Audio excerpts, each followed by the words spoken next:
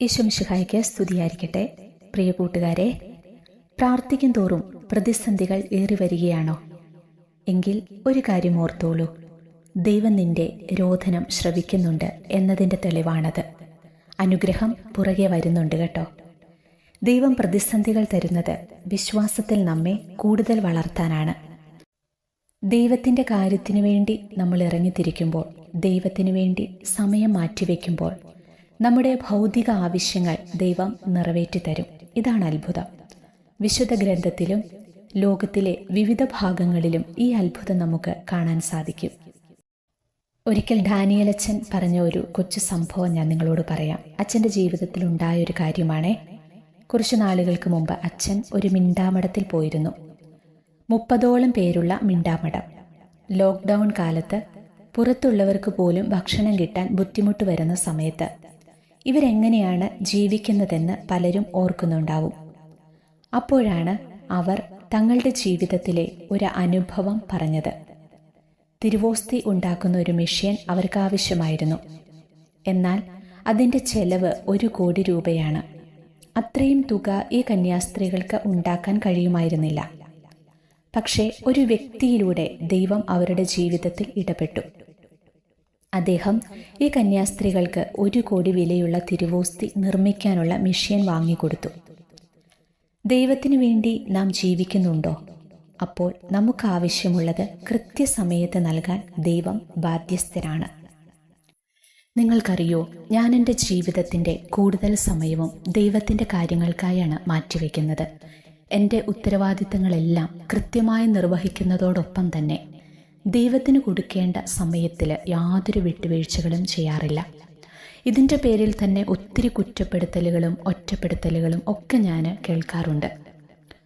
പല സൗഹൃദങ്ങളും എനിക്കിന്ന് നഷ്ടപ്പെട്ടു പോയി. ഒറ്റ കാരണമേ ഉള്ളൂ, അവർക്ക് ആവശ്യമുള്ള സമയത്തൊക്കെ അവൈലബിൾ ആകാനായിട്ട് എനിക്ക് പറ്റാറില്ല. അതുതന്നെ വ്യർത്ഥ സംഭാഷണങ്ങളിൽ ഏർപ്പെട്ട് സമയം കളയുന്നതിലും നല്ലതല്ലേ ആ സമയത്തൊക്കെ നമ്മൾക്ക് പറ്റുന്ന പ്രാർത്ഥനകളൊക്കെ ചൊല്ലി ദൈവത്തോട് ചേർന്നിരിക്കുന്നത്. അപ്പോൾ നമ്മൾ അനുഭവിക്കുന്ന ഒരു ആത്മീയ സന്തോഷമുണ്ടല്ലോ, അത് മറ്റാർക്കും പറഞ്ഞാൽ മനസ്സിലാകത്തില്ല.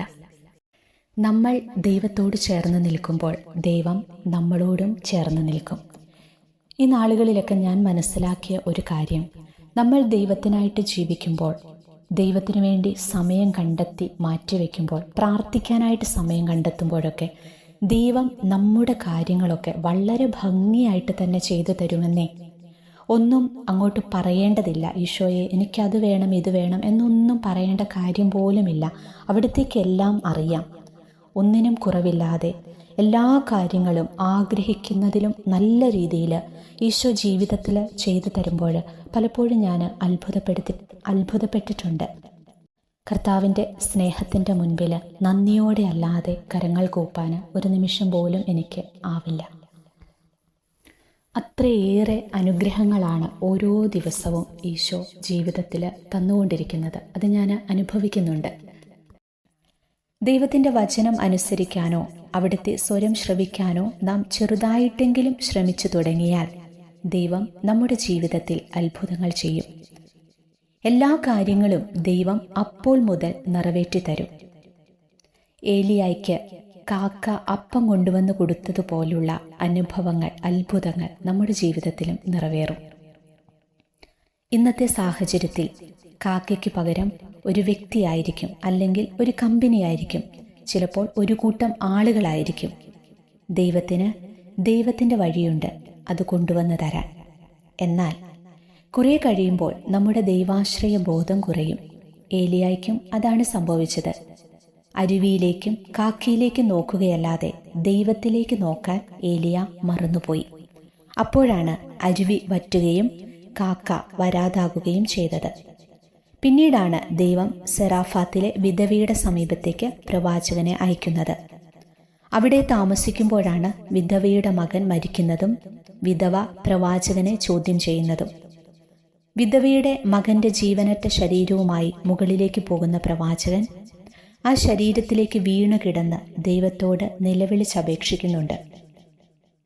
നമ്മുടെ ജീവിതത്തിലെ ഓരോ ഘട്ടങ്ങളിലും ദൈവം നമ്മെ പലതരത്തിലുള്ള പ്രശ്നങ്ങളിലൂടെയും പ്രതിസന്ധികളിലൂടെയും ഒക്കെ കടത്തിവിടും. പ്രശ്നങ്ങൾ അനുവദിച്ചു തരും. എന്തിനാണത്? ദൈവത്തെ ആശ്രയിക്കുന്നവർക്കും അന്വേഷിക്കുന്നവർക്കും എന്തുകൊണ്ടാണ് ഇങ്ങനെ സംഭവിക്കുന്നത്? അതിനുള്ള ഒരു വിശദീകരണം ഇതാണ്. ദൈവം നമ്മുടെ വിശ്വാസം വളർത്തുന്നത് ഘട്ടം ഘട്ടമായിട്ടാണ്. ഏലിയായെ തന്നെ നമുക്കൊന്നെടുക്കാം. ക്ഷാമകാലത്ത് തന്നെ പോറ്റിയ ദൈവത്തിൻ്റെ ശക്തി പ്രവാചകൻ തിരിച്ചറിഞ്ഞു. ഇത് വിശ്വാസത്തിൻ്റെ ഒന്നാം ഘട്ടമാണ്. രണ്ടാം ഘട്ടത്തിൽ മരിച്ചവരെ പോലും ഉയർപ്പിക്കാൻ കഴിവുള്ള ദൈവത്തിൻ്റെ ശക്തി പ്രവാചകൻ തിരിച്ചറിയുകയാണ്. ഇനി മൂന്നാമത്തെ ഘട്ടത്തിൽ ഇതിനേക്കാൾ വലിയ അത്ഭുതങ്ങൾക്ക് പ്രവാചകൻ സാക്ഷിയാകുന്നുണ്ട്. ഈ മൂന്നാം ഘട്ടത്തിലേക്ക് പ്രവേശിക്കുന്നതിന് വേണ്ടിയാണ് പ്രവാചകന്റെ ജീവിതത്തിൽ ദൈവം പ്രതിസന്ധികളും പ്രയാസങ്ങളും അനുവദിക്കുന്നത്. എല്ലാ പ്രതിസന്ധിയും നമ്മുടെ വിശ്വാസം വളർത്താൻ വേണ്ടിയുള്ളതാണ്. വിശ്വാസ ജീവിതത്തിലുണ്ടാകുന്ന എല്ലാ പ്രതിസന്ധിയും വിശ്വാസം വളർത്താൻ വേണ്ടിയുള്ളതാണ്. നമുക്ക് ഏതെങ്കിലും രീതിയിൽ വിശ്വാസം വളർന്നിട്ടുണ്ടെങ്കിൽ അത് പ്രതിസന്ധിയിലൂടെ കടന്നുപോയതുകൊണ്ട് മാത്രമാണ്. അപ്രതീക്ഷിതമായ സഹനങ്ങളെ നേരിട്ടതുകൊണ്ടാണ് നമ്മുടെ വിശ്വാസം വർദ്ധിച്ചിരിക്കുന്നത്. ഓരോ പ്രായത്തിലും ഓരോ ഘട്ടത്തിലും നമുക്ക് ക്രൈസിസ് നേരിടേണ്ടി വരാറുണ്ട്, ശരിയല്ലേ? ഈ പ്രതിസന്ധികൾ നമ്മെ കുറെ കൂടി വിശ്വാസിയാക്കും. കാരണം നാം തിരിച്ചറിയുന്നു ദൈവം അതിൽ ഇടപെടുന്നുവെന്ന്. 2024 നാം നേരിട്ട പ്രതിസന്ധിയെ ദൈവം എത്ര മനോഹരമായിട്ടാണ് മറികടക്കാൻ സഹായിച്ചതെന്ന് 2025 നിൽക്കുമ്പോൾ നാം തിരിച്ചറിയുന്നു. എങ്കിൽ 2025 നേരിടുന്ന പുതിയ പ്രതിസന്ധിയെ മറികടക്കാൻ ദൈവം അതിലും മനോഹരമായി ഇടപെടുമെന്ന് നാം വിശ്വസിക്കണം. ദൈവം പ്രതിസന്ധികൾ തരുന്നത് നമ്മുടെ വിശ്വാസം വർദ്ധിപ്പിക്കാൻ വേണ്ടിയാണെന്ന് ഒരിക്കലും മറന്നു പോകരുത്.